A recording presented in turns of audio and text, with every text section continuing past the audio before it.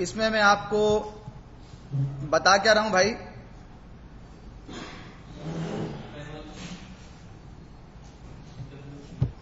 सबसे पहली चीज जो मैंने आपको बताई थी वो ये बताई थी कि लिनक्स में अगर आपको हेल्प लेनी है तो उसका एक तरीका ये है कि आप क्या करें, जरा देखिएगा यहां पे मैं कहां जा रहा हूं, प्लेसेस में जाएं। प्लेसेस में जब आप प्लेसेस में जाएंगे तो यहां पे एक ऑप्शन है कंप्यूटर का, आप इस कंप्यूटर पे क्लिक कर दें। प्लेसेस में कंप्यूटर जो है वो ऐसे समझ लें, अभी आपको मैं बता रहा हूं कि ऐसे समझ लें आप जैसे ये माई कंप्यूटर है, आप इसमें चले गए माई कंप्यूटर में, और जब आप माई कंप्यूटर में गए तो आमतौर पे क्या होता है, जो लोग विंडोज के लोग हैं उनको माई कंप्यूटर में सी ड्राइव नजर आती है, उनको डी ड्राइव नजर आती है, लेकिन यहां पे माई कंप्यूटर में सी ड्राइव और डी ड्राइव के बजाय सी ड्राइव के कंटेंट्स नजर आ रहे हैं, या लिनक्स में रूट के कंटेंट नजर आ रहे हैं। मैं रिपीट कर रहा हूं अपनी बात कि मैंने प्लेसेस में गया और वहां पे ऑप्शन था कंप्यूटर का, मैंने कंप्यूटर पे क्लिक कर दिया। अब एक तरफ मैं कह रहा हूं कि ये माई कंप्यूटर जैसा है, आपने कहा ठीक है। जब आप उसमें जाते हैं तो वहां पे आप ये एक्सपेक्ट कर रहे हैं कि विंडोज में तो सी ड्राइव डी ड्राइव और आपकी यूएसबी आती है, यहां पर ऐसा कुछ नहीं आ रहा, बल्कि यहां पे जो आपका स्लैश पार्टीशन है, जो आपका रूट पार्टीशन है जिसका नाम था स्लैश, उसके कंटेंट आ रहे हैं, उसके फोल्डर आ रहे हैं, ऑपरेटिंग सिस्टम वाला पार्टीशन आ रहा है। इस ऑपरेटिंग सिस्टम वाले पार्टीशन में एक फोल्डर है, बल्कि सबसे पहले तो मैं आपको यह बता दूं कौन कौन से फोल्डर्स हैं, फिर मैं उस फोल्डर के अंदर जाऊंगा और आपको मैनुअल्स दिखाऊंगा कौन कौन से फोल्डर्स हैं। सबसे पहला एक फोल्डर है जिसका नाम है बिन। बिन बिन एक फोल्डर है लिनक्स में। आपका क्वेश्चन ये होगा इस फोल्डर में क्या होता है, तो मैं आपको जवाब दूंगा इस फोल्डर में लिनक्स की कमांड्स होती हैं। मैंने उसको डबल क्लिक किया, इसमें आपको लिनक्स की कमांड्स मिलेंगी, ये सारी की कमांड्स हैं। आप देखें एक कमांड होती है पिंग की, अगर आप देख रहे हो यहां पे तो ये पिंग की कमांड है जो आपको यहां नजर आ रही है, पिंग। और इसी तरह की बहुत सारी कमांड्स मिलेंगी, सीपी की कमांड मिलेगी, डीआईआर की कमांड मिलेगी, ये सारी कमांड्स, mkdir की कमांड मिलेगी, ऐसी सारी कमांड्स आपको, ये देखें अगर आप देख रहे हैं तो ये लिखा हुआ mkdir, डायरेक्टरी क्रिएट करने की कमांड इसमें रखी हुई है। तो ये बिन का फोल्डर है और इसमें लिनक्स की कमांड्स होती हैं। मैंने बैक किया और जंप कर रहा हूं डायरेक्ट एक और फोल्डर पे जिसका नाम है एसबिन। एक का नाम था बिन और एक का नाम है एसबिन। ये हम डिस्कशन कर रहे हैं कि हमारे रूट पार्टीशन में, हमारे ऑपरेटिंग सिस्टम वाले पार्टीशन में कौन कौन से फोल्डर हैं और उसमें किस तरह का डाटा होता है। बिन का फोल्डर है और एसबिन का फोल्डर है। इन दोनों फोल्डर्स में क्या होता है, इन दोनों फोल्डर्स में कमांड्स होती हैं। अब आपका क्वेश्चन ये होगा कि बिन में कौन सी वाली कमांड्स होती हैं और एसबिन में कौन सी वाली कमांड्स होती हैं। तो एसबिन में वो कमांड्स होती हैं जो सुपर यूजर एग्जीक्यूट कर सकता है। सुपर यूजर का मतलब है लिनक्स में रूट। अगर मैं यहां पे कमांड देखूं तो मुझे एक कमांड मिलेगी fdisk की। fdisk ये लिनक्स की कमांड है पार्टीशन बनाने के लिए। मैं यहां पे देखूंगा तो मुझे एक कमांड मिलेगी fsck, फाइल सिस्टम को चेक करने के लिए। अगर मैं देखूंगा यहां पे तो मुझे एक ऐसी कमांड मिलेगी जो विंडोज की इमेज एक्स की कमांड का ऑल्टरनेट है। लिनक्स में e2 इमेज माइक्रोसॉफ्ट में इमेजेस होता है, यहाँ पे ई टू इमेज। किसी डिस्क का इमेज बनाना है, किसी पार्टीशन का इमेज बनाना है, जैसे घोष में नहीं होता disk to disk image, disk to image, partition to image, ऐसा काम करना है, ये मिल जाएगी। File system FS trim. तो ऐसी सारी कमांड्स के जो सुपर यूजर की कमांड्स हैं वो आपको सब कहां मिलेंगी? एसबिन। ये दो फोल्डर हैं, बिन का और एसबिन का। इन दोनों में लिनक्स की कमांड्स होती हैं। हर यूजर बिन में जाता है और वहां पे रखी हुई कमांड को एग्जीक्यूट कर सकता है, लेकिन जो कमांड एसबिन में रखी होती हैं वो सिर्फ और सिर्फ लिनक्स का रूट एग्जीक्यूट कर सकता है, कोई और एग्जीक्यूट नहीं कर सकता। मैं इस एसबिन के फोल्डर में उस वक्त जाऊंगा जब रूट ने मुझे एक्स्ट्रा राइट्स दिए हुए हो कि भाई तुम मेरी कमांड्स आके एग्जीक्यूट कर लो, अदरवाइज मैं उन कमांड्स को जो यहां रखी हुई एग्जीक्यूट नहीं कर सकता। फिर यहां पे मेरे पास एक फोल्डर है बूट का। अभी ये मेरे पास फोल्डर है। अगर आप क्वेश्चन करेंगे कि इसमें क्या होता है तो मैं आपको ये बताऊंगा कि ये बूट जो है फोल्डर है, इसमें फाइल्स होती हैं। कौन सी? Boot files. लेकिन आप कहेंगे कि ये बूट तो आपने सेपरेट बनाया था, ये स्लैश के अंदर क्यों आ रहा है? तो यहां देखिएगा, वो पार्टीशन में मजीद उसको डिस्कस करेंगे, लेकिन यहां पे कमांड देखें lsblk, यहां पे कमांड देखें df-st। lsblk की कमांड को देख लें, आपको बात समझ में आ जाएगी। lsblk अगर आप देख लें तो आपको बात समझ में आ जाएगी।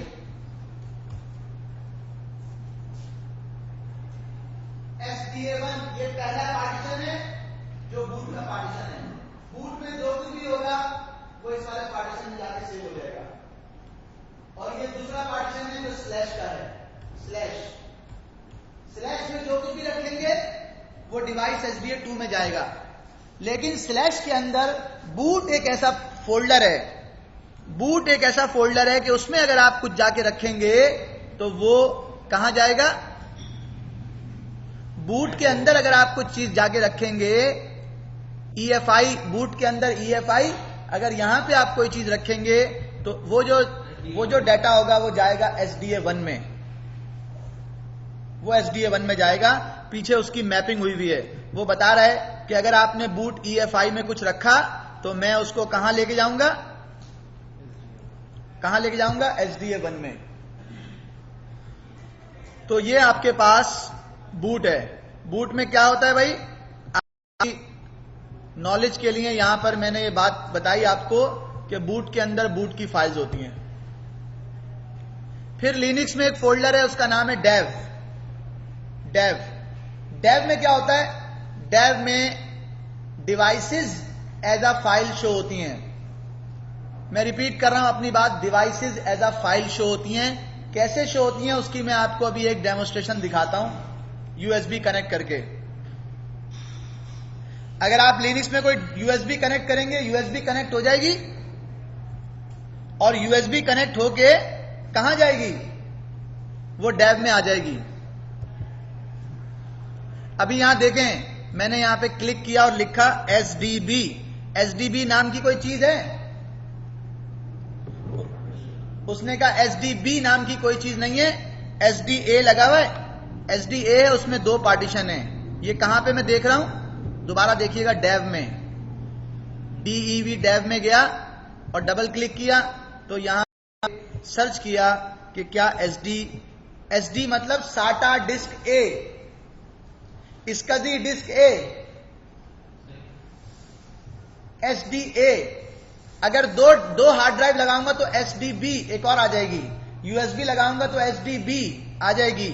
मैं एक USB कनेक्ट कर रहा हूं लिनक्स में आपको चेक कराने के लिए।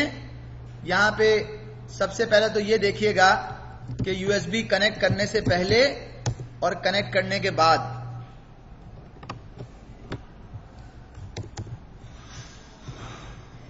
ये लगा दिए, फिजिकल मशीन में आ जाएगी। वहां से मैं रिमूवल में गया और इसकी जो ये USB है इसको अपने पास कनेक्ट किया। मुझे उम्मीद है कि जब ये कनेक्ट हो जाएगी और मैं यहाँ पे ls USB की कमांड लिखूंगा तो ये मुझे बताएगा कि आपने कोई नई डिवाइस ऐड की है। आ रहा है कहीं? जी सर, इसी नाम से भैया? हाँ, खोल लो ना, इसमें कुछ है तो नहीं? ये आपको आपकी मेरी है।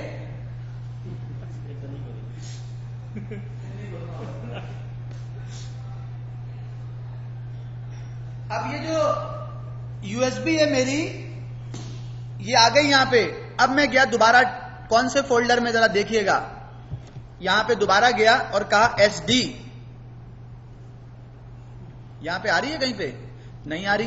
मैंने कहा भाई इसको बंद करो और दोबारा जाओ प्लेसेस में, कंप्यूटर में, और यहां पे जाओ डेव के फोल्डर में और दोबारा यहां पे जाओ और SD लिखो। तो वो कह रहा है भाई अभी तक तो नहीं आई। अच्छा, फिर मैंने उसको ये कहा LS SCSI, LS USB आ गई। अब मैं इसमें ये देख रहा हूं कि ये वाकई एज अ डिस्क भी आ गई है या नहीं आई। कह रहा है भाई ये एज अ डिस्क तो नहीं आई, आपके पास डिस्क सिर्फ एक ही लगी हुई है, जिस डिस्क का नाम है SDA।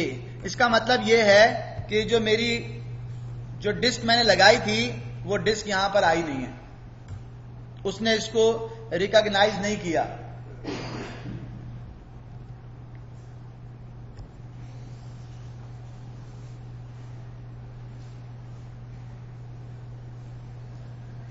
मैं अपने सिस्टम से एक और USB निकालता हूं। देखें वो USB मैंने निकाल दी और अब अपने सिस्टम में आया, दोबारा LS USB किया। आप देखेंगे वो ट्रांसजेंड वाला जो ऑप्शन था वो चला गया। अब मैं एक और USB लगा रहा हूं, नॉर्मल USB है, ये मैंने इसमें कनेक्ट की है और अब मैं एक्सपेक्ट कर रहा हूं कि ये मुझे बताएगा कि आपके सिस्टम में कोई USB लगी है। Right mouse click, removal device, disconnect करो और दोबारा कनेक्ट कर लो। लगी है जो USB किंगस्टन का डाटा ट्रैवलर, मैंने कहा उसको कनेक्ट कर लो यहां पे। अब आप देखिएगा LS USB की कमांड का रिजल्ट थोड़ा सा चेंज होगा और ये आ जाओ भाई,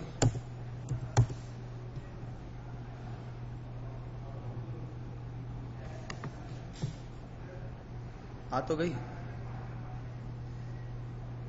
किंगस्टन डाटा ट्रैवलर, यही है। वापस आ गई, अब आएगी दोबारा।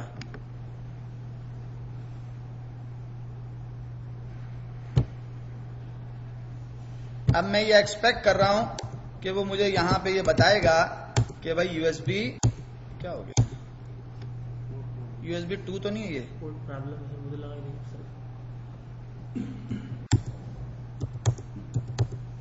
पोर्ट का प्रॉब्लम है, होना तो नहीं चाहिए। हिल रही है, कनेक्ट हो गई थी, इससे कनेक्टेड है, कनेक्टेड इसी से कनेक्टेड है। नहीं LS USB। अच्छा वो USB यहां पे आ नहीं रही, लेकिन जैसे ही वो USB दोबारा लगाई है मैंने, right mouse click, removal device, क्या कर रहा। खैर, तो अगर आप कोई भी डिस्क लगाएंगे तो वो आपको, या कोई भी डिवाइस लगाएंगे, वो डिवाइस आपको कंप्यूटर में और जो आपकी डेव का फोल्डर है उसमें शो होगी। मैं आपको एक और एग्जाम्पल से जो है वो थोड़ा सा आगे चल के दिखा दूंगा कि जब भी आप कोई डिस्क लगाएंगे, कोई डिवाइस लगाएंगे, वो डिवाइस यहां पर आपको शो होगी और एज अ फाइल शो होगी, फाइल। अच्छा, आपने करना उसका कुछ नहीं होता, उसकी मैनेजमेंट आपने यहां से कुछ नहीं करनी होती, बस ये एक फोल्डर है जिसमें डिवाइसेस जो हैं वो एज अ फाइल आ जाती हैं। फिर उसके बाद मेरे पास जो अदर फोल्डर्स हैं उसमें एक फोल्डर है ETC, जो इंपॉर्टेंट भी है, क्योंकि ETC लिनक्स का वो फोल्डर है कि जिसमें सारी कॉन्फ़िगरेशन फाइल्स होती हैं। अगर आप उस पर जाएंगे और डबल क्लिक करेंगे तो आपको यहां पे ऐसी बहुत सारी फाइलें मिलेंगी जिनका एक्सटेंशन होगा .conf, कॉन्फ। ऐसी बहुत सारी आपको कॉन्फ फाइल नजर आएंगी जो कि ETC में। कॉन्फ का मतलब है कॉन्फ़िगरेशन फाइल। सिस्टम की जितनी भी कॉन्फ़िगरेशन होगी वो सारी की सारी ईटीसी के फोल्डर में होगी। मैं उसकी एक कमांड लाइन आपको एग्जाम्पल दे रहा हूं। हम आमतौर पे इस तरह से चीजों को चेक करते हैं। जैसे मेरे सिस्टम का आईपी क्या है, मैंने लिखा आईपी एड्रेस शो, मेरी मशीन का आईपी बताओ। उसने बताया मुझे मेरी मशीन का आईपी 192.168.40.145। अब अगर मैं ये देखना चाहूं कि ये आईपी परमानेंटली किस फाइल में लिखा गया है तो मैं देख सकता हूं, और वो 100% मुझे कहां मिलेगा, वो मुझे मिलेगा ईटीसी के फोल्डर में। अगर मैं इसको परमानेंट कर दूंगा तो ईटीसी के फोल्डर में मिलेगा। मिसाल के तौर पे ये मेरे पास 40.145 आ रहा है। मैंने एक फाइल, अभी मैं आपको थोड़ा सा आगे चल के बताऊंगा, अभी मैं खुद जा रहा हूं। मैंने एक फाइल खोली,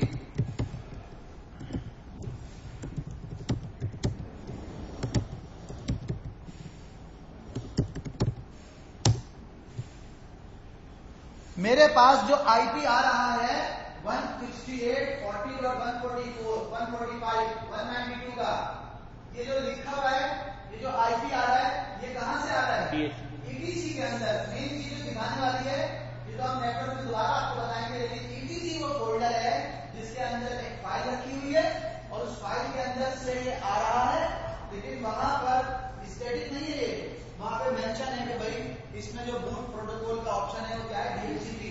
जब मशीन स्टार्ट हो, जब मशीन बूट करे तो वो जाए डीएचसीपी के पास और डीएचसीपी से आईपी लेके आ जाए।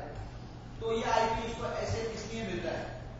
और जब ये मैं इसको स्टैटिक कर दूंगा, यहाँ पे बूट प्रोटोकॉल डीएचसीपी हटा के मेंशन कर दूंगा, तो इसका मतलब है कि ये मैंने इसको परमानेंट कर दिया। तो मेरे पास यहां जो मैं बात आपको बताना चाह रहा हूं वो सिर्फ इतनी सी है कि लिनक्स के अंदर ईटीसी का एक फोल्डर है जिसमें सारी कॉन्फ़िगरेशन फाइल्स होती हैं, जो कि माइक्रोसॉफ्ट में नहीं होता। अब जो माइक्रोसॉफ्ट में होता है मैं उससे मैप कर रहा हूं। माइक्रोसॉफ्ट में एक फोल्डर होता है जिसका नाम है होम। नहीं, माइक्रोसॉफ्ट में इस नाम से नहीं होता। माइक्रोसॉफ्ट में जिस नाम से होता है वो होता है यूजर। आप कोई भी नया यूजर क्रिएट करें, मैं अभी यूजर मैनेजमेंट नहीं बता रहा, लेकिन जस्ट आपको एक ऑप्शन बता रहा हूं। और मैंने कहा यूजर ऐड करो, उसकी होम डायरेक्टरी भी बनाना, उसका नाम क्या रखो, तारिक। ये लिख के मैंने इंटर कर दिया। जब आप विंडोज में ये काम करते हैं तो विंडोज में भी ऐसा होता है कि आप यूजर क्रिएट करने के बाद अगर यूजर्स के फोल्डर में जाएं तो आपको उसका होम फोल्डर वहां पे नजर आता है। तो मैं भी होम में गया हूं, मुझे तारिक का फोल्डर नजर आ गया। हाँ बिल्कुल, लॉगिन भी हो जाएगा। अगर मैं यहां पे ताहिर भी कर दूं तो ताहिर का फोल्डर भी वहां पे आपको नजर आ जाएगा। जितने आप यूजर्स क्रिएट करते रहेंगे उन यूजर्स के होम फोल्डर इस होम की डायरेक्टरी में बनते रहेंगे। हाँ नहीं, चेक कर लेते हैं। अभी ये रूट पे ही है, क्योंकि आप देखें ना, हम यहां से जा रहे हैं सिस्टम में तो हमें ये रूट ही पे नजर आ रहा है, होम। फिर एक और फोल्डर है, विंडोज में जरा डिफरेंट होता है, यहां पे जरा डिफरेंट है। विंडोज में क्या होता है, विंडोज में सारी लाइब्रेरी फाइल्स जिनको आप बोलते हैं DLL, ऐसा ही है ना, DLL। माइक्रोसॉफ्ट में लाइब्रेरी फाइल्स के जो एक्सटेंशन होते हैं वो होते हैं DLL। एक चीज, लिनक्स में लाइब्रेरी फाइल का जो एक्सटेंशन होता है वो क्या होता है। मैं लाइब्रेरी फाइल के अंदर गया, ये 64 बिट मशीन है तो इसलिए 64 बिट वाली लाइब्रेरी में गया, डबल क्लिक किया, लाइब्रेरी फाइल का जो एक्सटेंशन होता है वो क्या होता है, वो होता है SO। SO का मतलब है शेयर्ड ऑब्जेक्ट। और माइक्रोसॉफ्ट में SO नहीं होता, बल्कि माइक्रोसॉफ्ट में होता है DLL, डायनामिक लिंक लाइब्रेरी। ये एक बहुत बड़ी वजह है कि लिनक्स में वो वायरसेस जो माइक्रोसॉफ्ट के लिए आते हैं, वो ट्रोजन जो माइक्रोसॉफ्ट के लिए आते हैं, वो लिनक्स पे अगर आ भी जाए तो उसका कोई इफेक्ट लिनक्स पे नहीं होता। क्यों भाई?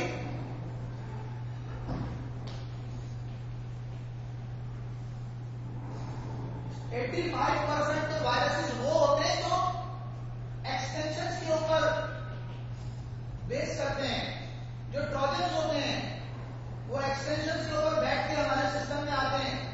85% वायरसेस ऐसे होते हैं।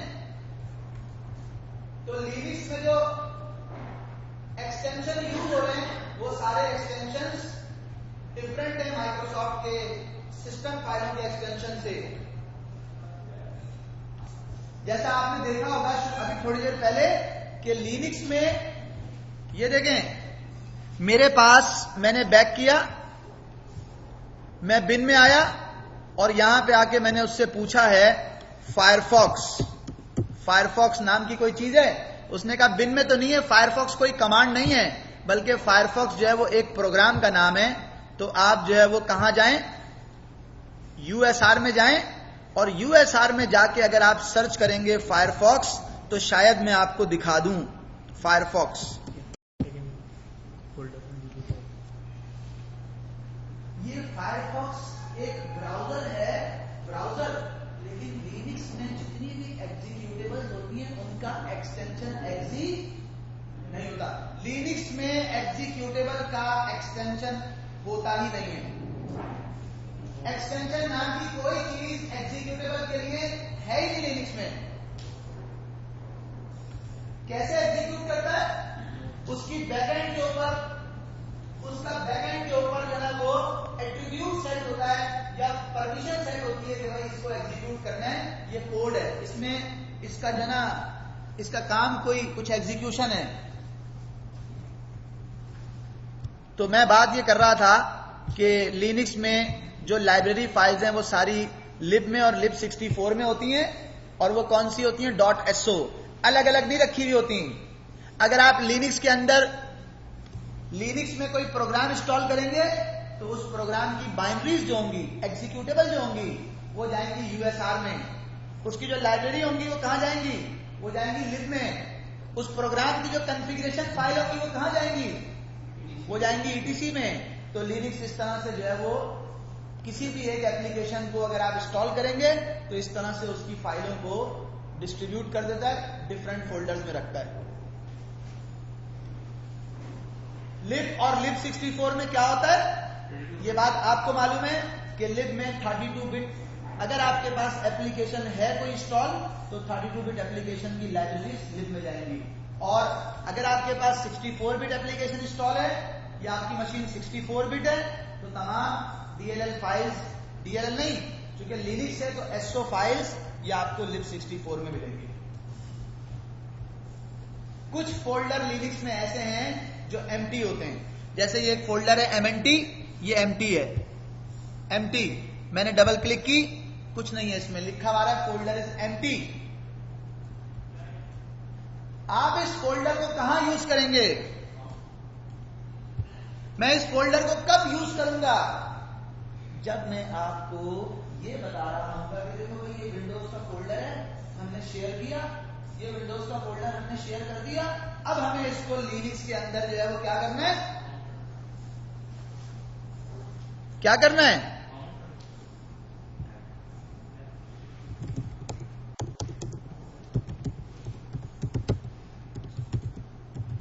अभी मैंने कोई कॉन्फ़िगरेशन नहीं की, सिर्फ आपके सामने इंस्टॉलेशन की है।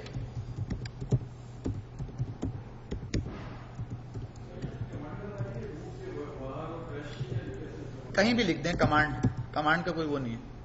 वार क्रैश तो वो फोल्डर में मैं आया था ना सीडी करके, वहां पे खड़ा हूं, लेकिन कमांड प्रॉम्प्ट है। मैंने वहां पे एक कमांड इंटर की है, उसने मुझसे पासवर्ड प्रॉम्प्ट किया, मैंने पासवर्ड डाल दिया, उसने मुझे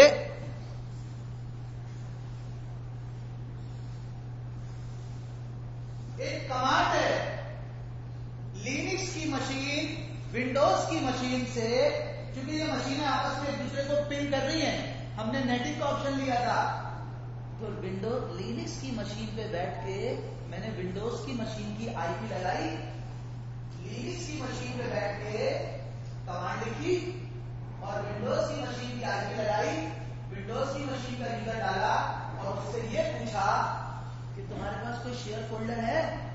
उसने कहा हाँ है, ये सारे शेयर फोल्डर हैं। ये सारे कौन से फोल्डर हैं? शेयर फोल्डर हैं। किसी भी लिनक्स की मशीन पे आप बैठें और ये कमांड चला दें। इंस्टॉलेशन के बाद कुछ करने की जरूरत नहीं है।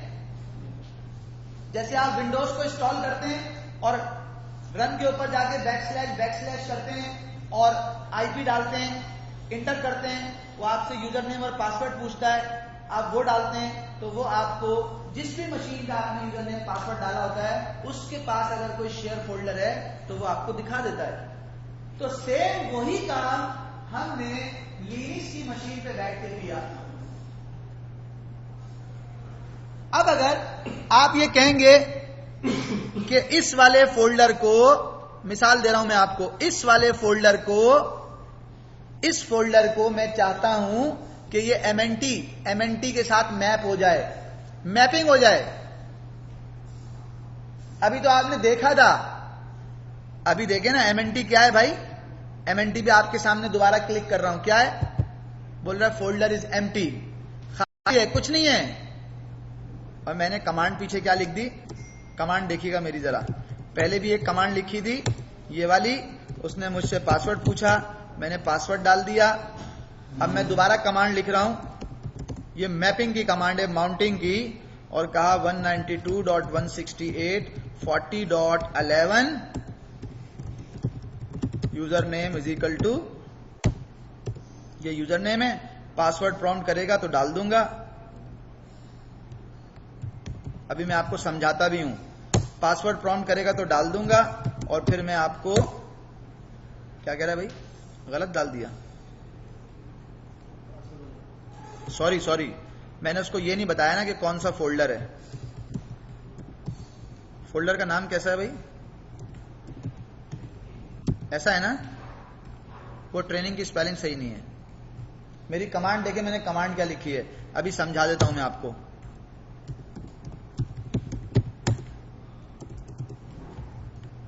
कमांड देखिएगा, मैं हिस्ट्री में दिखा रहा हूं आपको। हिस्ट्री में एक कमांड मैंने यूज की थी 27 नंबर की, जिससे मैं किसी भी विंडोज की मशीन के, यहां तक सेम है, आगे यूजर का नाम आपकी मर्जी, आपकी विंडोज का जो भी यूजर नेम है वो आप डालें, वो आपसे पासवर्ड प्रॉम्प्ट करेगा, आपके सामने जो है वो लिस्ट आ जाएगी शेयर्ड की। हाँ जी। और उसके बाद फिर मैंने ये वाली कमांड यूज की। इस वाली कमांड का क्या मतलब है? इस वाली कमांड का क्या मतलब है? इस कमांड का मतलब यह है, जो Z ड्राइव में आप करते हैं, Z ड्राइव में आपने कहा मेरी विंडोज की मशीन के इस वाले फोल्डर को मेरे इस वाले फोल्डर से माउंट कर दो या मैप कर दो। अब अगर मैं एमएनटी को खोल के देखूंगा, तो क्या नजर आएगा? विंडोज की मशीन के इस फोल्डर की चीजें नजर आएंगी, इसके कॉन्टैक्ट नजर आएंगे, क्योंकि मैपिंग हो गई। और इससे मुझे फायदा क्या होगा? इससे मुझे फायदा ये होगा कि कोई चीज विंडोज की मशीन पे डाउनलोड करके ट्रेनिंग के फोल्डर में रखूंगा और लिनक्स पे आके एमएनटी में चेक करूंगा, हाँ भाई आ गई, इधर से चेक कर लूंगा, आ गई, वो बोलेगा हाँ भाई आ गई। और यहां से जीयूआई में देखें, जीयूआई में गया और कहा एमएनटी, पहले तो तुम एमटी आ रहे थे ना, अब क्या है तुम्हारे अंदर? अब इतनी सारी चीजें आ गई। बात समझ में आई है या मैं ज्यादा मुश्किल तो नहीं बात कर रहा? हाँ, अगर समझ में नहीं आए तो पूछ लीजिएगा। मेरी कोशिश होगी, मैं क्योंकि मैं बात में ज्यादा करता हूं, इसलिए काम की चीजों को जरा फोकस करके मैं आपको बताऊं चीजें। अब यहां पे चीज लिखी है अरीना दिसंबर 2019, इसमें ये रखा हुआ। मैं इसमें गया, कहां गया? एमएनटी में। देखिएगा, एमएनटी में गया, अरीना दिसंबर 2019 में गया और यहां पर एक नया फोल्डर बना दिया, उसका नाम रखा पप्पू। और ये कर दिया मैंने क्रिएट। ये कहां पे क्रिएट होगा?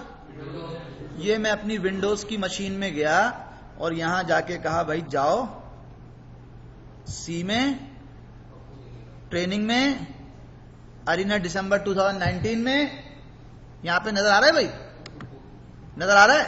अब मैं यहां गया और मैंने कहा यहां से यहां पे भी एक जो है ना वो पप्पू बना दो, लेकिन उसका नाम होगा पप्पू 2। तो जब मैं अपनी लिनक्स की मशीन में जाऊंगा तो यहां पे नजर आना चाहिए। क्यों नहीं आ रहा? क्या करूं? रिफ्रेश करूं? रिफ्रेश करने का तो विंडोज में, लिनक्स में ऑप्शन ही नहीं होता। मैंने कहा भाई एक दफा बैक करो और दोबारा इसके ऊपर डबल क्लिक करो तो यहां पे पप्पू 2 आना चाहिए। ऐसा क्यों हो रहा है? ऐसा क्यों हो रहा है? ऐसा इसलिए हो रहा है कि मैंने ये मैपिंग कर दी है। ये मैपिंग एक कमांड चलाई जो मुझे बताती है, कमांड कौन सी है नीचे देखें, ये मुझे बताती है कि कौन सा फोल्डर आपका किस नेटवर्क ड्राइव के साथ मैप हुआ है। उसने बताया ये आपकी ड्राइव है, यहां पे रखा हुआ ये फोल्डर, एक तरफ विंडोज है, एक तरफ लिनक्स है। तो जो फाइल सिस्टम यूज हो रहा है, विंडोज का फाइल सिस्टम है NTFS, लिनक्स का फाइल सिस्टम है XFS। एक बंगाली एक पंजाबी आपस में जो कम्युनिकेशन कर रहे हैं वो किससे कर रहे हैं? CIFS, common inter network file system. बोला तुम्हारा फाइल सिस्टम NTFS है, हम उसको नहीं जानते। वो कह रहा है मैं XFS को नहीं जानता, लेकिन दोनों आपस में कम्युनिकेट कर रहे हैं। कौन से फाइल सिस्टम से? अपना डाटा शेयर कर रहे हैं, लिंक हुआ है CIFS, common inter network file system. और मेरे किस लोकल फोल्डर से माउंट हुआ हुआ है? MNT। ये MNT के साथ वो विंडोज का फोल्डर मैप हुआ हुआ है। और मैप करने के लिए मैंने क्या किया था भाई? क्या किया था? कौन सी 2 कमांड चलाई थी? कमांड 27 नंबर पे देखने के लिए और कमांड 31 नंबर पे मैप करने के लिए। अगर ये मैपिंग खत्म करनी है तो सिंपल सी कमांड है, कहा यू माउंट, यानी कि अनमाउंट कर दो, यानी कि इसकी मैपिंग जो हुई भी है उसको खत्म कर दो। और जैसे ही ये मैपिंग खत्म होगी तो MNT में क्या आएगा भाई? MNT में क्या होगा? फोल्डर। जी बिल्कुल।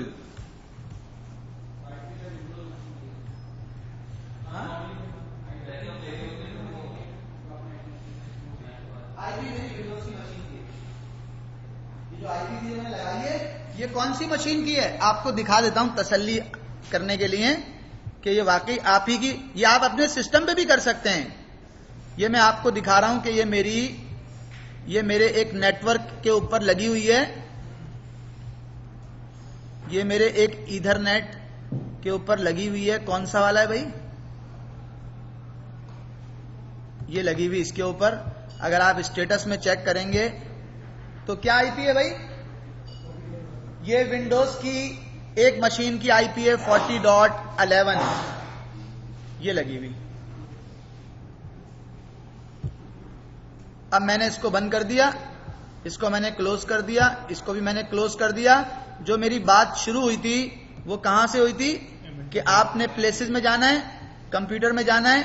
बाय डिफॉल्ट MNT एक एम्प्टी फोल्डर है, उसमें कुछ नहीं होता। ये ऐसे ही है जैसे माइक्रोसॉफ्ट में Z ड्राइव। और आगे बढ़ते हैं OPT से पहले मैं आपको ये बता दूं कि एक फोल्डर होता है, उसका नाम होता है USR is equal to program files. Windows में जो प्रोग्राम फाइल का फोल्डर होता है, लिनक्स में वो USR होता है। अच्छा, एक और बात, आपने मुझसे कहा सर क्या इस लिनक्स पे मैं तो अपने एनवायरमेंट में चला रहा हूं कैस्परस्की का एंटीवायरस, वो एंटीवायरस चला रहा हूं, मेरे सारी मशीनों के ऊपर कैस्परस्की का एंटीवायरस इंस्टॉल है, क्या मैं वो एंटीवायरस इस चूसे के लिनक्स में डाल सकता हूं? मैंने कहा हाँ बिल्कुल डाल सकते हैं, कोई ऐसा मसला नहीं है, आप डालें। जब आप उसको करेंगे तो फिर आप क्या एक्सपेक्ट करेंगे, वो कौन से फोल्डर में जाएगा? जबकि मैं आपको ये बता चुका हूं कि USR is equal to program files. तो जब आप उस एंटीवायरस को इंस्टॉल करेंगे तो वो कहां जाएगा? वो जाएगा USR में, क्योंकि मैंने बताया कि प्रोग्राम फाइल इक्विवेलेंट है। लेकिन लिनक्स किसी भी थर्ड पार्टी एप्लीकेशन को जिस पर लिनक्स ट्रस्ट नहीं करता, उस एप्लीकेशन के लिए लिनक्स में एक और फोल्डर है जिसका नाम है OPT। मैं ऐसी कुछ एप्लीकेशन इंस्टॉल करूंगा। मैंने टीम व्यूअर एक टूल है, आपने नाम सुना होगा। मैं टीम व्यूअर लिनक्स में इंस्टॉल करूंगा, हो जाएगा। लेकिन इंस्टॉल होके जाएगा कहां पे? OPT। क्यों भाई? क्यों? मैं कैस्पर इसी का एंटीवायरस इंस्टॉल कर रहा हूं, जा कहां रहा है? OPT। जो लिनक्स की अपनी एप्लीकेशन होती है जिनके ऊपर लिनक्स ट्रस्ट करता है, लिनक्स उनको USR में डालेगा, और उसके अलावा कोई भी एप्लीकेशन हो, किसी भी तरह की एप्लीकेशन हो, उसको लिनक्स डाल देगा कहां पे? OPT। एक लिनक्स पे सॉफ्टवेयर इंस्टॉल होता है, उसका नाम होता है क्रॉस अवर, या एक टूल इंस्टॉल होता है, उसका नाम होता है वाइन, WINE, वाइन या क्रॉस अवर। अगर आप उसको इंस्टॉल कर लें तो फिर विंडोज की एक्जी भी आप लिनक्स पे चला सकते हैं। विंडोज की एक्जी लिनक्स पे इंस्टॉल हो जाएगी।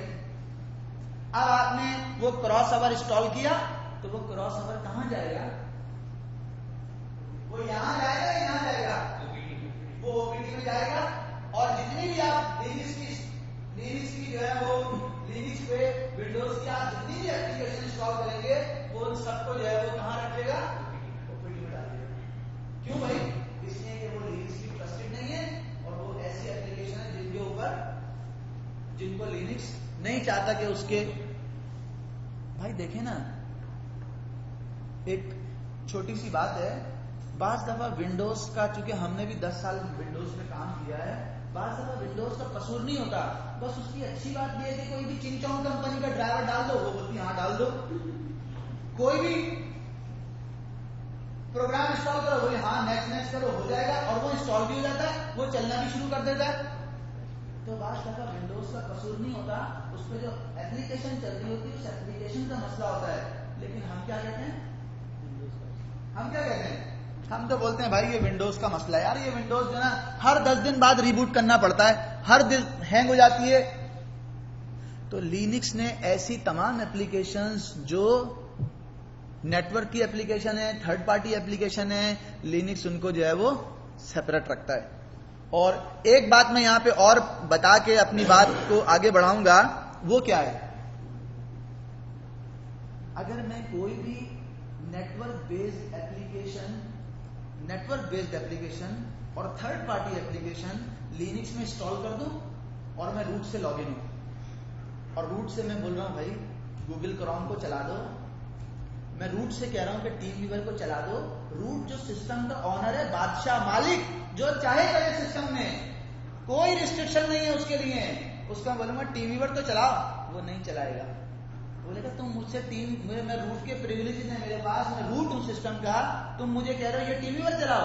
अगर इस टीम व्यूअर के थ्रू मेरे सिस्टम में कोई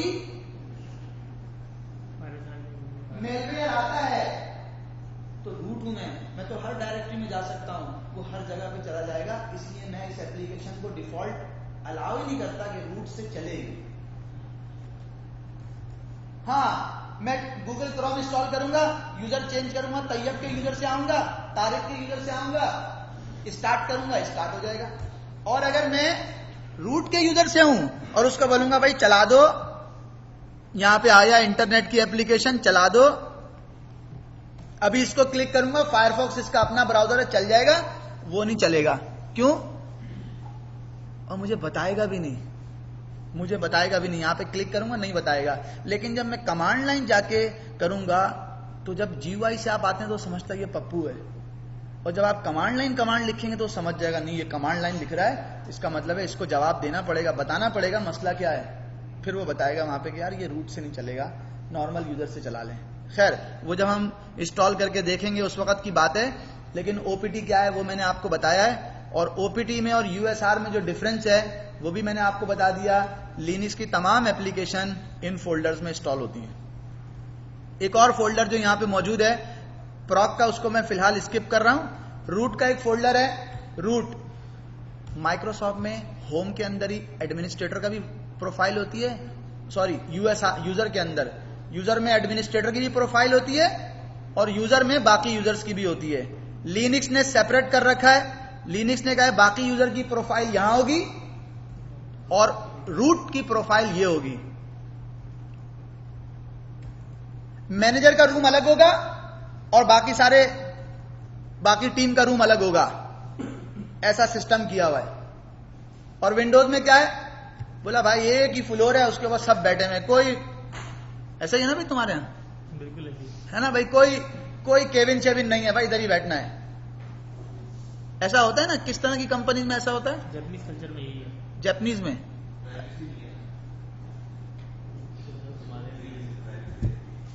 चेयरमैन आए थे ग्रुप के, उन्होंने बकायदा जो ताले लगे हुए थे ना किसी भी ड्रॉर में सिक्योरिटी ग्रुप में, बोला ये भी हटा दे, इसकी क्या जरूरत है, आपको ट्रस्ट नहीं है एक दूसरे का। कह रहे ताले वाले नहीं होने चाहिए। वो तो बाहर से आया होगा ना यार, कहां से आया था वो उसका। अच्छा जी, मैंने प्रॉक को स्किप कर दिया, अभी बता रहा हूं। फिर रन है उसको भी स्किप कर दिया, वो भी मैं बता रहा हूं। एसबिन में बता चुका हूं। एक चीज जो कि इसमें होती नहीं है, फोल्डर खाली होता है, लेकिन मैं डबल क्लिक करके आपको दिखा दूं। नाम क्या है इसका? इसका नाम है एसई लिनक्स। अमेरिका की नेशनल सिक्योरिटी एजेंसी एनएसए ने आज से 8 साल पहले या उससे भी पहले बनाया होगा, अपने लिए लिनक्स की मशीनों के लिए एक सिक्योरिटी का फ्रेमवर्क बनाया। अमेरिका की एनएसए ने लिनक्स की मशीनों को सिक्योर करने के लिए एक फ्रेमवर्क बनाया। 8 साल पहले उन्होंने वो फ्रेमवर्क जो उनके पास था, उन्होंने वो फ्रेमवर्क जो है वो पब्लिश कर दिया और वो उन्होंने समझे आपके लिनक्स को दे दिया, वो सूसे को दे दिया, वो रेड को दे दिया, वो यूवेंटू को दे दिया कि भाई ये हमने बनाया है, हम इसको पब्लिश कर रहे हैं। अगर आप हमारे बनाए हुए सिक्योरिटी के फ्रेमवर्क को लिनक्स में बिल्ट इन करना चाहें तो आप कर लें। रेड हैट ने उसको लिया एसई लिनक्स, यानी कि सिक्योरिटी इनहेंस लिनक्स के नाम से इंस्टॉल अपने पास रख लिया। सूसे ने उसको लिया, सूसे ने उसका नाम, यूवेंटू ने उसका नाम, डेबियन ने उसका नाम, काली लिनक्स ने उसका नाम, लिनक्स के विक्ट ने उसका नाम ले तो लिया, लेकिन उसका नाम रखा एप्लीकेशन आर्मर। क्या रखा? Application armour. ये एप्लीकेशन की सिक्योरिटी के लिए है। और रेड हैट ने उसका नाम क्या रखा? सेंटोस ने उसका नाम क्या रखा? ओरेकल लिनक्स ने उसका क्या नाम रखा? SE Linux, security enhanced Linux. SE Linux और एप्लीकेशन आर्मर में जो मेन डिफरेंस है वो क्या है? सूसे ने कहा भाई मुझे सिर्फ अपनी बाइनरीज की यानी कि अपनी एप्लीकेशन की सिक्योरिटी करनी है। अगर एप्लीकेशन सिक्योर हो जाए तो बहुत सारी चीजें सिक्योर हो जाती हैं। रेड हैट ने, ओरेकल ने उसको लिया एसई लिनक्स, यानी कि पूरा फ्रेमवर्क उठाया और अपने पास यूज करना शुरू कर दिया। सूसे ने या दूसरे फ्लेवर ने उसका सिर्फ एप्लीकेशन वाला पोर्शन, जो स्ट्रॉन्ग पोर्शन था, वो उठाया और उसको यूज करना शुरू कर दिया और नाम रख दिया एप्लीकेशन आर्मर। और रेड हैट ने और ओरेकल ने एसई लिनक्स पूरा फ्रेमवर्क यूज करना शुरू कर दिया। यूजर के ऊपर रिस्ट्रिक्शन लगानी है कि वो ब्राउजर से जाके इंटरनेट चलाए, ब्राउजर से जो भी करना है करे, लेकिन कमांड लाइन पिंग भी ना कर सके, कमांड लाइन कोई डाउनलोड ना कर सके, कमांड लाइन कोई भी काम ना कर सके, कोई और दूसरा कम्युनिकेशन का सॉफ्टवेयर भी यूज ना कर सके। हाँ, जब ब्राउजर में जाए और गूगल करके देखे तो इंटरनेट चल रहा हो, लेकिन जब टीम व्यूअर चलाने की कोशिश करे ना चल रहा हो। क्योंकि वो, समझ रहे मेरी बात? क्योंकि किसने रोका उसे? एसई लिनक्स ने रोक दिया। रूट का पासवर्ड भी मालूम है लेकिन रूट से लॉगिन नहीं कर पाया। किसने रोक दिया? एसई लिनक्स ने रोक दिया। सिस्टम कंप्रोमाइज हो गया है, अटैकर सिस्टम में आ गया है, लेकिन आपने सिक्योरिटी की लेयर बना रखी थी कि अगर कोई आ जाए, ये वेब सर्वर है, कोई इसमें वेबसाइट लेने आए तो वो इसी फोल्डर तक रहे, उससे बाहर नहीं जाए। ऐसे काम आप SC लिनक्स से करते हैं, ठीक है। हमारा फिलहाल टॉपिक नहीं है, अगर आपको उसमें इंटरेस्ट होगा तो मैं आपको एक क्लास की रिकॉर्डिंग दे दूंगा, आप उसको जो है वो देख के काफी हद तक उसको समझ सकते हैं। ये एक फोल्डर था जो एम्प्टी है, SC लिनक्स चूंकि इसमें इंस्टॉल नहीं है, उसका ऑप्शन है, अगर आप इंस्टॉल करना चाहें तो आप इंस्टॉल कर सकते हैं। जब आप इंस्टॉल करेंगे उसके जो रूल्स होंगे, उसकी जो पॉलिसीज होंगी, वो सारी की सारी यहां पे आ रही होंगी। हाँ, मुझे एक दो लोगों ने ऐसे घड़ी दिखाई है मुझे। SRV बस ये करते हैं खत्म। SRV डबल क्लिक किया SRV को, और डबल क्लिक करके आपको ये दिखा रहा हूं, जो लोग विंडोज के लोग हैं उनको ये बात मालूम होगी, और उन्होंने कभी विंडोज में IIS इंस्टॉल किया होगा ना, IIS। तो IIS जब आप इंस्टॉल करते हैं तो सी में एक फोल्डर बनता है, उसका नाम होता है INetPub। INetPub बन गया। जब उस INetPub के अंदर जाएंगे तो उसमें एक फोल्डर होगा www-root, उसमें एक फोल्डर होगा ftp-root, ऐसे ही होगा। तो लिनक्स में एक फोल्डर है, उसका नाम है SRV, उसमें एक फोल्डर है www। मैंने कहा उसमें क्या है भाई? कह रहा है उसमें तो कुछ नहीं है, खाली है। नहीं, कह रहा है उसमें भी कुछ है। इसका मतलब क्या है? वो ये कह रहा है इसमें लिनक्स का वेब सर्वर इंस्टॉल्ड आया है, इंस्टॉल्ड है लिनक्स का वेब सर्वर। जब वो इंस्टॉल होता है तो सारी चीजें कहां जाती हैं? SRV। SRV लिनक्स का फोल्डर है। अगर आप लिनक्स में डेटाबेस इंस्टॉल करेंगे तो डेटाबेस की जो डाटा की डायरेक्टरी होगी, डाटा की डायरेक्टरी आप मेरा ख्याल समझ रहे होंगे, वो बोलेगा SRV में रख दो। अगर आप DNS सर्वर इंस्टॉल करेंगे तो बोलेगा DNS की जो रिकॉर्ड्स होते हैं ना, ये रिकॉर्ड, ये सारे रिकॉर्ड, मतलब वो SRV में रख दो। ये एक ऐसा फोल्डर है कि अगर आप LDAP सर्वर इंस्टॉल करें, डायरेक्टरी सर्वर इंस्टॉल करें, ऑथेंटिकेशन जिस सर्वर को आप जिसको बोलते हैं, तो उसके जो यूजर बनेंगे, ग्रुप बनेंगे और पॉलिसीज बनेंगी, वो मैं यहाँ लाके डालता रहूंगा। इसमें एक फोल्डर बना दूंगा LDAP का और उसमें डालता रहूंगा SRV। बिल्ट इन सर्विसेज का डेटाबेस हो गया, बिल्ट इन सर्विस इतने फीचर जो इनेबल करते हैं डेटाबेस हो गया। हाँ, अगर मिसाल के तौर पे मैं आपको जस्ट एक चीज दिखा रहा हूं इसमें, कि मैं यहां गया एप्लीकेशन में और सिस्टम टूल्स में, आप लोगों को ये बात मालूम होगी कि जैसे माइक्रोसॉफ्ट में होता है ना सर्वर मैनेजर विंडोज के सर्वर में होता है, यहां पे लिनक्स में यास्ट के नाम से एक टूल है, यास्ट। मैंने क्लिक किया, ये देखें यास्ट कैसा ओपन होगा। यास्ट ये कंट्रोल पैनल टाइप नहीं, ये सर्वर मैनेजर है। सर्वर मैनेजर का मतलब क्या है? सर्वर मैनेजर का मतलब क्या है?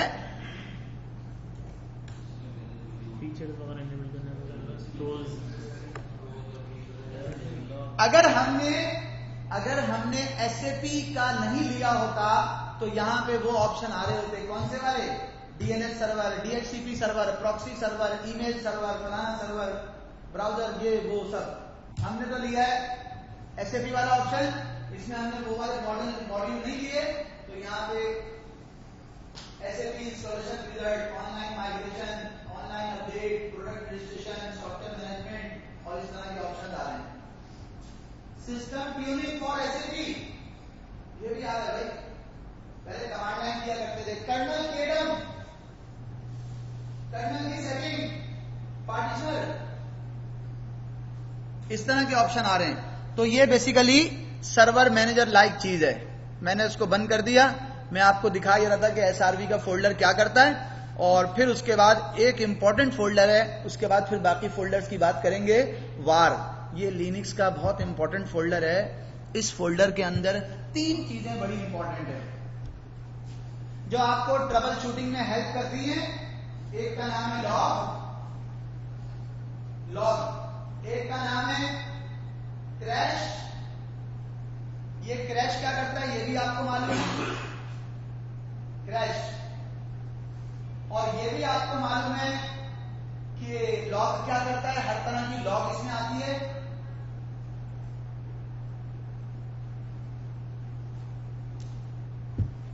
और एक फोल्डर इसमें अभी है नहीं, अभी नहीं है, लेकिन इसमें आ जाएगा, नहीं बल्कि है ना, ये रहा, क्या नाम है फोल्डर का, कैशे। और कैशे के अंदर जाएंगे तो उसमें एक फोल्डर है वार के अंदर कैशे, और उसमें भी कुछ फोल्डर हैं। जब मैं अपनी मशीन पे, समझिएगा बात को, इसकी जरूरत कब पड़ती है, मैंने कहा इंपॉर्टेंट है। एक मशीन को रजिस्टर किया, एक का लाइसेंस था, मशीन को रजिस्टर किया, मशीन को अपडेट कर लिया, मशीन अप टू डेट हो गई। जब मशीन अप टू डेट हो गई तो मैंने कहा यार ये तो इसके तो पैकेजेस आ गए होंगे इसमें। वो सारे पैकेजेस उठाए कैशे में से और लेके चला गया दूसरे सर्वर पे, वहां जाके रखे और वहां जाके इंस्टॉल कर दी। बात समझ आई? कैसे? सुनिए अगर दोबारा बात। एक सिस्टम ऐसा है कि जिसके ऊपर मैं रजिस्टर होके अपडेट कर सकता हूं, टैग लगा सकता हूं। दूसरा सिस्टम ऐसा, उसका लाइसेंस है कि उसको तो अपडेट कर नहीं सकता, नहीं कर सकता ना। अगर फर्स्ट मैं उसको रजिस्टर करूंगा तो दूसरे को पता चल जाएगा, दूसरे को तुमने दो सिस्टम रजिस्टर किए, लाइसेंस एक का लिया, ऐसा नहीं है भैया। हमने रजिस्टर किया, सारे जो पैकेज अपडेट्स वो कर ली डाउनलोड, और वहां से हम गए और हमने उठाई और उठा के हम यहाँ पे लेके आ गए, हमने यहाँ पे भी कॉपी कर ली। दो सिस्टम में हमारे एक का लाइसेंस दिया और एक का नहीं दिया। ऑफलाइन इंस्टॉल वार के फोल्डर के अंदर कैशे का फोल्डर, और कैशे के फोल्डर के अंदर जिप ZYPP, ये वो फोल्डर है कि जिसमें सारे आते हैं पैकेजेस। क्या आते हैं भाई? पैकेजेस। यहां पे आके डाउनलोड हो जाएंगे, यहां से आप निकालेंगे, वो हम जब करेंगे अपग्रेड तो आपको दिखा देंगे। यहां से हम निकालेंगे और दूसरे सिस्टम पे लेके जाएंगे और वहां पे चला देंगे।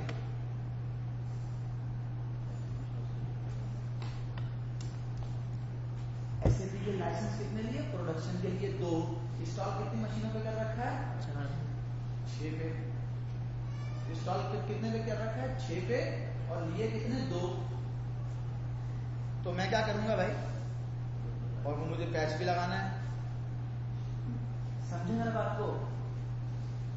यहाँ पे डाउनलोड किए सारे पैचेस, क्योंकि ये प्रोडक्शन है, ये रजिस्टर्ड है। और डाउनलोड करने के बाद देखो एक रीजन है भाई, जेनियर रीजन है, वहां से डाउनलोड वाले सारे लेके आया टेस्टिंग वाले पे, और पहले करें टेस्टिंग पे।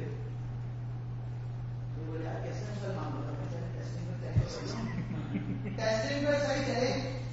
और ये तो रियल, मतलब इसमें तो वही होगी ना भाई, टेस्टिंग अगर सही है यहाँ पे हो गई, अपग्रेड करने के बाद मेरी एप्लीकेशन फटती नहीं है, तो फिर मैं यहाँ भी कर लूंगा।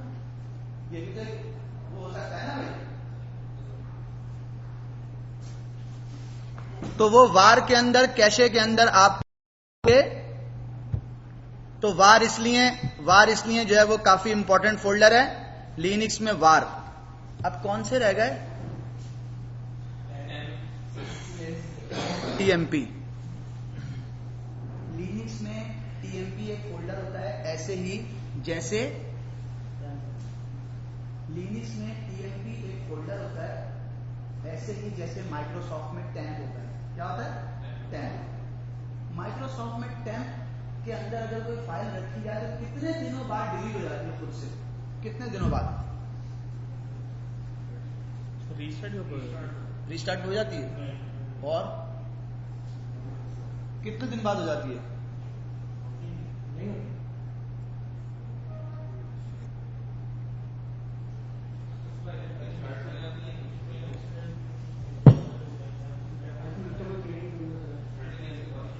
ये है लिनक्स।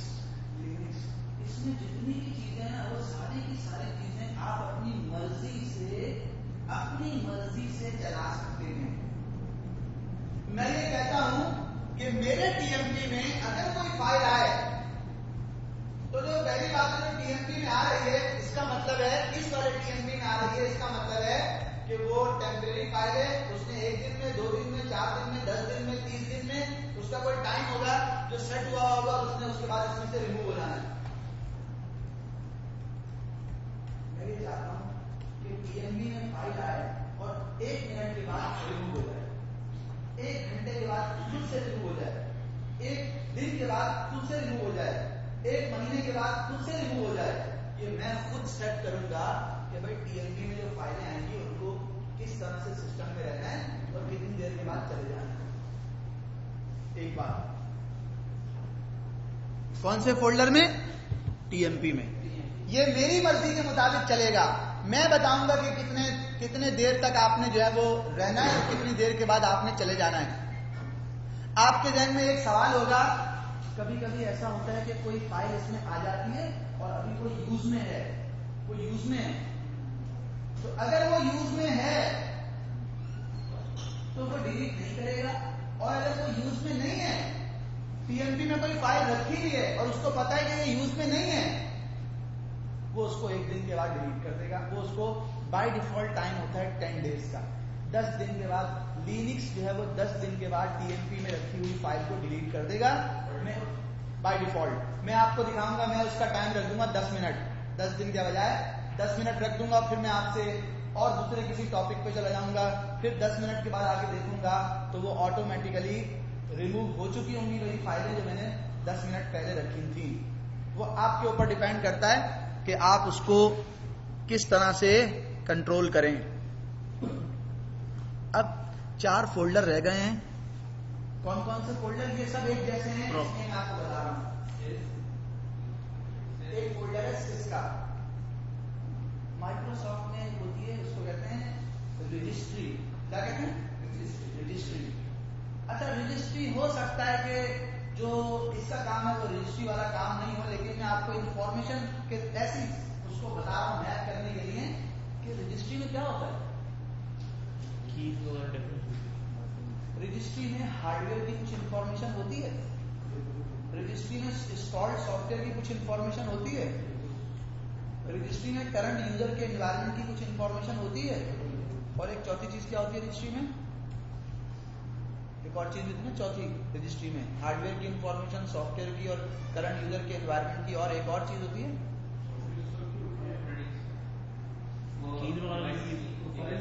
अच्छा चलो,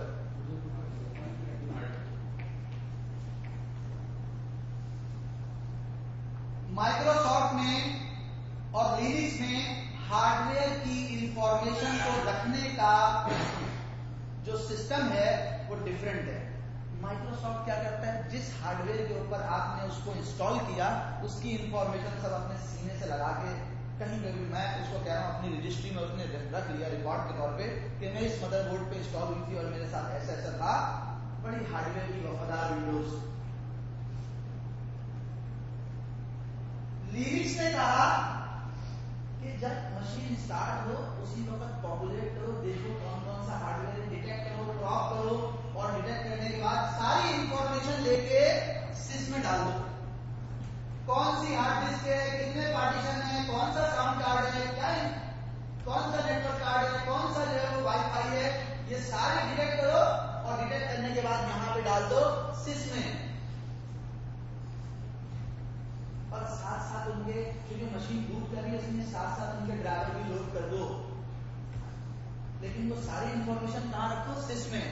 और जब हम मशीन को पावर ऑफ करें, हम जब मशीन को शट डाउन करें, तो वो जो सिस के फोल्डर में जितना डाटा है उसको क्या कर दो? फ्लश कर दो, फ्लश कर दो। वो इंफॉर्मेशन याद रखने के लिए नहीं है, वो इंफॉर्मेशन सेव करके रखने के लिए नहीं है। यही वजह है कि लिनक्स की हार्ड डिस्क अगर एचपी के सिस्टम 1 से निकाल के सिस्टम 2 में लगाएंगे तो लिनक्स 90% चांसेस हैं कि लिनक्स अगर सिक्योर बूट का ऑप्शन अगर इनेबल नहीं है तो 90% लिनक्स बूट कर जाएगी। क्यों? वो अपने हार्डवेयर की कोई इंफॉर्मेशन अपने पास नहीं रखती। वो तो जब मशीन को आप स्टार्ट करेंगे वो देखेंगे कौन सा हार्डवेयर है, कौन सा मदरबोर्ड है, कितने सीपीयू है, कितनी रैम है, कौन सा नेटवर्क कार्ड है, वो सारी इंफॉर्मेशन गैदर करेगी और मशीन की सारी इंफॉर्मेशन सिस्टम डाल देगी। और उसी हिसाब से मॉड्यूल ड्राइवर भी लोड कर देगी। हाँ, ये प्रॉब्लम हो सकती है कि पहले वो HP के सिस्टम पे लगी हुई थी और उसमें नेटवर्क कार्ड का ड्राइवर लोड था, आपने निकाल के डेल के सिस्टम में डाल दी, उसके अंदर जो नेटवर्क कार्ड है वो लिनक्स उसको रिकॉग्नाइज नहीं कर पा रही, तो हो सकता है नेटवर्क का फंक्शन काम न कर रहा, लेकिन 90% चांसेस है कि मशीन आपको लॉगिन स्क्रीन दे देगी। क्यों? इस के अंदर सारी हार्डवेयर की इंफॉर्मेशन होती है और वो जब सिस्टम रिबूट होता है, सिस्टम जब शटडाउन होता है, वो सारी इंफॉर्मेशन फ्लश हो जाती है। वो अपने पास हार्डवेयर की इंफॉर्मेशन सेव कर भी नहीं रखता। माइक्रोसॉफ्ट ये वफादारी करता है, तो इस वफादारी के नतीजे में क्या होता है भाई? हाँ, ये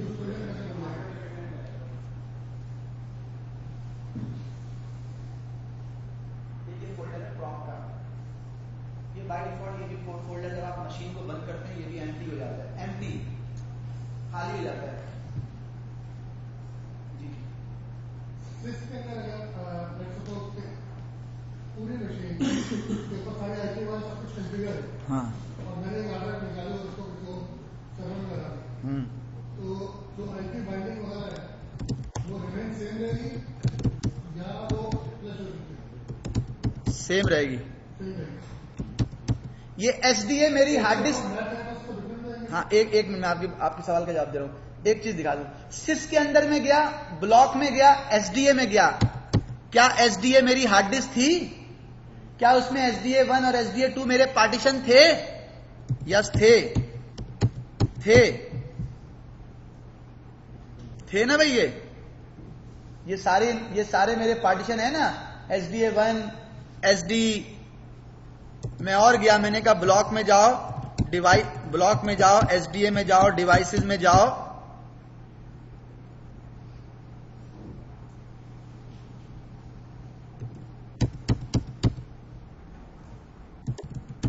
कहां जा रहा है? एक चीज दिखाना चाह रहा था, खैर वो मुझे नजर नहीं आ रही वो, लेकिन ये सारी या हार्डवेयर की इंफॉर्मेशन है, या आपके सिस्टम में आ रही है। ठीक है, सिस में जाएंगे, ब्लॉक का मतलब है ब्लॉक डिवाइस, स्टोरेज डिवाइस, उसमें SATA डिस्क A लिखी हुई आ रही है, उस SATA डिस्क A के अंदर 1 और 2 पार्टीशन आ रहे हैं, वो भी शो कर रहा है, और इसमें एक जगह पे लिखा हुआ है Q।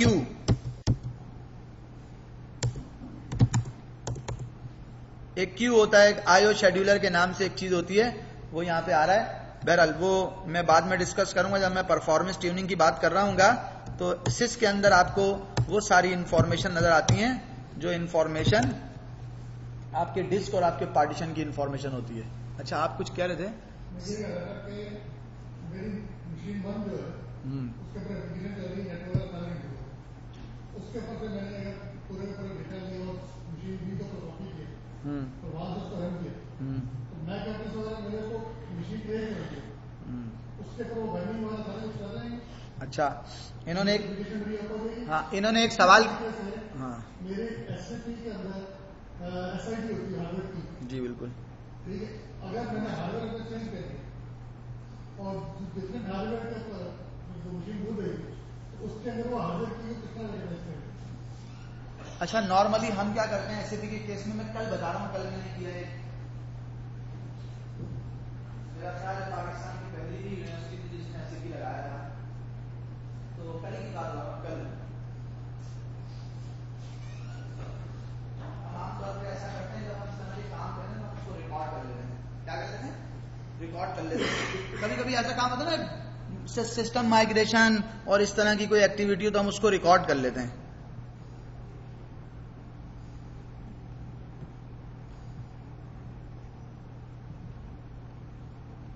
खैर अभी छोड़ें, मैं आपको फिर दिखा दूंगा। हमने क्या किया, हमने वहां पे किया ये कि काफी लंबी एक्टिविटी थी, 4-5 बजे तक जो है सुबह जल्दी रही। SAP का जो प्रोडक्शन सिस्टम था, फिजिकल मशीन जो थी वो प्रॉब्लम कर रही थी, काफी दिनों से प्रॉब्लम कर रही थी, हार्डवेयर आउटडेटेड हार्डवेयर हो गया। उन्होंने कहा कि हमें इस मशीन को जो है वो अब नहीं हो रहा हमसे बर्दाश्त, अब इस मशीन को हार्डवेयर को चेंज करना चाह रहे हैं, नया हार्डवेयर लेके आते हैं। जब नया हार्डवेयर लेके आते हैं तो उन्होंने कहा कि ये सारा कुछ इसके ऊपर माइग्रेट करना है। SAP के पार्टीशन है ना, वो तो आ रहे थे किससे? सैन से। SAP MMT, USR SAP और Oracle डेटाबेस, वो तीनों वहीं से आ रहे थे, सैन से। हमने एक नया मिसाल बता रहा हूँ आपको कि हम क्या करते हैं आमतौर पे। हमने एक नया जो है वो नया सिस्टम वैसा ही जैसा SUSE for SAP उस पे इंस्टॉल था 11, वही SUSE for SAP 11 इस पे इंस्टॉल किया और इंस्टॉल करने के बाद वो जो तीनों पार्टीशन थे वो वहां से निकाले और यहाँ लगा दिए, माउंट कर दिए। उसमें जो यूजर थे वो यूजर यहाँ पे डाल दिए, उसमें जो पासवर्ड थे वो फाइल यहाँ पे कॉपी कर दी, उसमें जो ग्रुप की फाइल थी वो यहाँ पे कॉपी कर दी, उसमें एक सर्विसेज की फाइल थी जिसमें लिखा होता है वो SAP की पोर्ट, ठीक है, वो लाई वो यहाँ पे 4 फाइलें कॉपी कर दी और वो माउंट पॉइंट यहाँ लगा दिए। जो IP एड्रेस उसमें लगा हुआ था उस मशीन को बंद किया, वो IP एड्रेस यहाँ लगा दिया, SAP की सर्विस स्टार्ट की, Oracle की सर्विस स्टार्ट की और स्टार्ट हो गई। हाँ, जब स्टार्ट करने गए उसने कहा, जब हमने कहा Oracle की सर्विस स्टार्ट की तो उसने बोला भाई Oracle की सर्विस तो स्टार्ट होगी नहीं। क्यों नहीं होगी? कि Oracle यूजर की जो होम डायरेक्टरी थी वो कहाँ रखी हुई थी? होम में, वो हम लेके नहीं आए थे। फिर जब उसने एरर दिया तो हम फौरन कर दिया, हाँ सारा काम पता है। हम वहां से गए, होम में से Oracle की जो होम डायरेक्टरी बनती है, Oracle यूजर की वो भी उठा के लेके आए, यहाँ पे रख दी, क्योंकि Oracle की होम डायरेक्टरी में उसके एनवायरमेंट वेरिएबल्स वगैरह सेट होते हैं ना, वो वहां पे लाकर कॉपी कर दी और बोला चला दो भाई बिस्मिल्लाह पढ़ के। ठीक है, एक बात। दूसरी बात ये कि अगर कोई हमसे कहे कि इस मशीन के ऊपर जो कुछ भी है, समझिएगा इस बात को, उसका लो उठाओ इमेज और इमेज उठा के इस पे डाल दो। जब इस पे आप डालोगे इमेज को तो वो दो प्रॉब्लम देता है, दो प्रॉब्लम देता है। वो एक प्रॉब्लम जो होती है वो होती है किसकी? नेटवर्क की। जो इन्होंने कहा वो ये कहता है कि वहां पे जो फाइल के अंदर लिखा हुआ था मैक एड्रेस वो तो कुछ और था, यहाँ पे फाइल में जो मैक एड्रेस लिखा हुआ है वो कुछ और है, वहां जो IP एड्रेस था, यहाँ जो IP एड्रेस है, अगर वो मशीन आपने बंद कर दी है तो IP का प्रॉब्लम नहीं आता, लेकिन नेटवर्क जो है ना, नेटवर्क की कॉन्फ़िगरेशन ही नहीं होती। IP का प्रॉब्लम तो उस वक्त हो ना जब नेटवर्क कॉन्फ़िगर हो जाए। तो इसलिए जब भी हमें मशीन से कॉपी पेस्ट करना होता है, हम क्या करते हैं, हम इस मशीन के अंदर से जो, अगर यहां पे कहीं मैक एड्रेस मेंशन है, बात समझ, लिखा हुआ होता है मैक एड्रेस, तो मैं इसमें हार्डवेयर एड्रेस के नाम से यहां लिखा हुआ होता है, तो मैं उस मैक एड्रेस को ऐसा कर दूंगा जैसे मैंने यहां पे कर दिया। ये करते हैं, मैं मिसाल दे रहा हूं, यहां तो नहीं लिखा हुआ, लेकिन लिखा होगा HWADDR इक्वल टू 12 डिजिट्स का मैक एड्रेस, मैं उसको यहां से निकाल दूंगा। ठीक है, ये एक नेटवर्क वाला काम जो है ये आपको ये करना पड़ता है। अगर आप एक मशीन का टेम्पलेट बना के रख लें और टेम्पलेट से डिप्लॉय करें तब भी आपको नेटवर्क का जो है वो इशू आता है, और ऐसी कोई चीज आमतौर पे नहीं होती जिसका प्रॉब्लम आए, लेकिन 80-90% हमें, चूंकि हमने ऐसी एक्टिविटीज बहुत सारी जगहों पे की हुई हैं, तो हमें जो प्रॉब्लम आता है वो किस चीज का आता है? वो आता है नेटवर्क का, नेटवर्क के मैक एड्रेस का।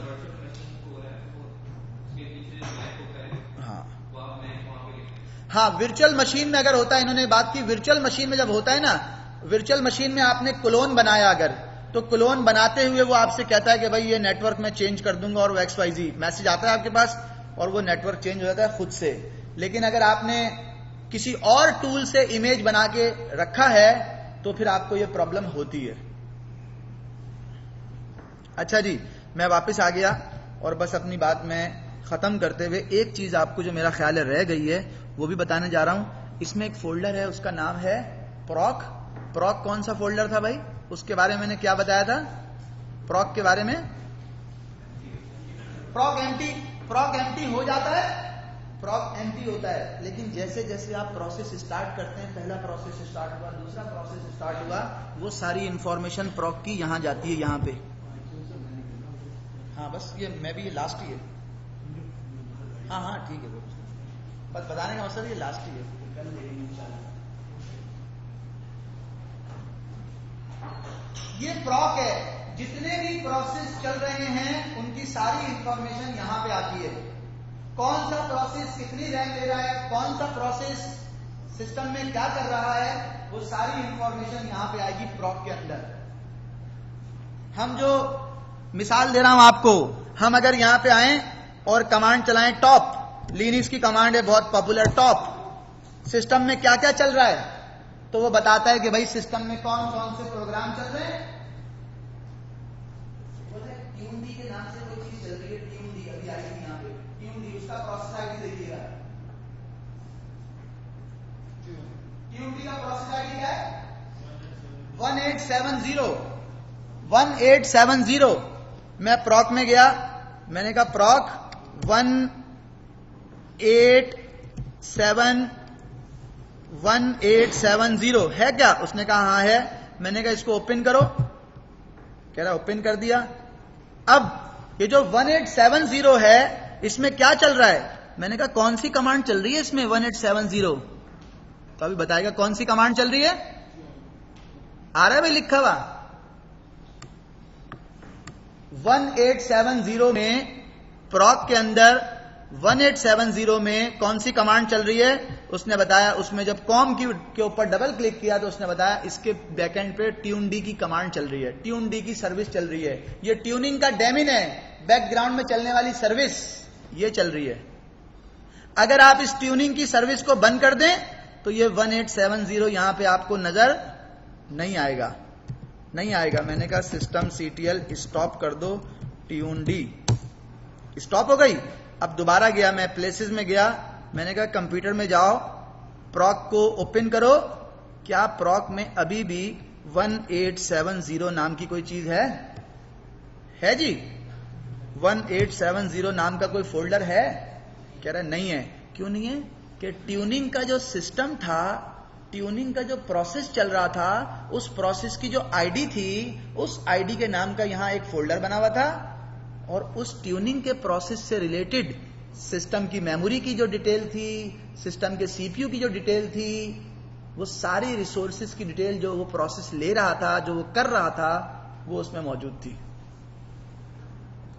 तो माइक्रोसॉफ्ट में आप प्लेसेस में जाते हैं, आप कंप्यूटर पे जाते हैं, कंप्यूटर में आपको जो जो फोल्डर नजर आते हैं वो सारे फोल्डर्स आपको मालूम होते हैं कि वो कौन कौन से फोल्डर्स हैं। मैंने यहां पे लिनक्स के उन फोल्डर्स की मैंने बात की जो आपको मिलेंगे जब भी आप सूसे लिनक्स इंस्टॉल करेंगे। चाहे सूसे लिनक्स करें नॉर्मल वाला, चाहे करें डेस्कटॉप वाला, चाहे करें एसएपी वाला, उसमें आपको ये वो फोल्डर्स हैं जो आपको मिलेंगे। और इनमें से कुछ फोल्डर ऐसे हैं जिनके ऊपर हम बहुत ज्यादा आगे काम करेंगे। ईटीसी बहुत ज्यादा यूज होगा, होम भी यूज होगा, ठीक है, बिन और एसबिन भी यूज हो रहे होंगे, यूएसआर, टीएमपी, ओपीटी, ये सारे वो फोल्डर्स हैं जिनके ऊपर एमएनटी जैसा भी हमने यूज किया था, तो हम इन फोल्डर्स को जो है वो यूज कर रहे होंगे। तो हमें पता होगा इस टॉपिक के बाद कि वो कौन कौन से ऑप्शन हैं जो कि हमें, मतलब कौन कौन से फोल्डर हैं जिनमें किस तरह का डाटा रखा हुआ होता है। तो अगर हम आज समराइज करें तो समराइज करने में मैं आपसे ये एक्सपेक्ट कर रहा हूं, सिर्फ दो चीजें एक्सपेक्ट कर रहा हूं मैं आपसे। वो दो चीजें क्या हैं? एक चीज मैं आपसे ये एक्सपेक्ट कर रहा हूं कि आप इंस्टॉलेशन और इंस्टॉलेशन के दौरान जितने भी ऑप्शन आते हैं, जो मेरी एक्सपेक्टेशन है, आप उन ऑप्शंस को समझ के कर सकते हैं। और वो आप कैसे करेंगे कि अगर आपको टाइम मिले, जब भी कभी आपने एक दफा उस प्रोसेस को खुद से बैठ के कर दिया, आपको पता चल गया हाँ जी एसएपी की सूसे की इंस्टॉलेशन में कर सकता हूं। पहली चीज, जब आप सूसे की इंस्टॉलेशन कर लेंगे तो फिर दूसरी चीज जो मैं आपसे एक्सपेक्ट कर रहा हूं, जो मैंने आपको बताई है, और बहुत सारी बातें मैं आपको एक्सपेक्ट नहीं कर रहा, दूसरी चीज जो मैं आपसे एक्सपेक्ट कर रहा हूं वो ये एक्सपेक्ट कर रहा हूं, मैं आपसे मैन का भी एक्सपेक्ट नहीं कर रहा, वो भी मैं आपको रिपीट करूंगा प्रोसेस जो है वो के हेल्प लेने का। जो दूसरी चीज मैं आपसे एक्सपेक्ट कर रहा हूं वो ये कर रहा हूं कि आपको ये पता हो कि लिनक्स के अंदर कौन कौन सी डायरेक्टरीज होती हैं, कौन कौन सी डायरेक्टरीज हैं, उसमें किस तरह का डाटा होता है। ठीक है, 4-5 ऐसी डायरेक्टरीज हैं जिनको आपने ध्यान में रखना है कि ये वो डायरेक्टरीज हैं, इसमें इस तरह का डाटा है। और तीसरी चीज जो मैं आपसे एक्सपेक्ट कर रहा हूं वो ये कर रहा हूं कि ड्यूरिंग इंस्टॉलेशन आपको ये पता हो कि इस जो है पार्टीशनिंग किस तरह की होती है, और ऐसी अगर होती है तो क्यों होती है। मैंने अपने सिस्टम में स्वैप नहीं रखा, मेरे आप चेक करना चाहें तो मेरे सिस्टम में स्वैप नाम की कोई चीज नहीं है। LSBL के कह रहा है 2 पार्टीशन है, ये 20 GB की डिस्क है, 1 GB का बूट EFI है, 19 GB की स्लैश है। बस आपके पास स्वैप नाम का कोई पार्टीशन नहीं है। मैंने रखा, मेरी मशीन चल रही है। क्यों चल रही है? वर्चुअल मेमोरी है। माइक्रोसॉफ्ट की तरह उसको पैरेलल में मेमोरी नहीं चाहिए, लेकिन रिकमेंडेड है कि आप रख लें। और अगर मैं रखता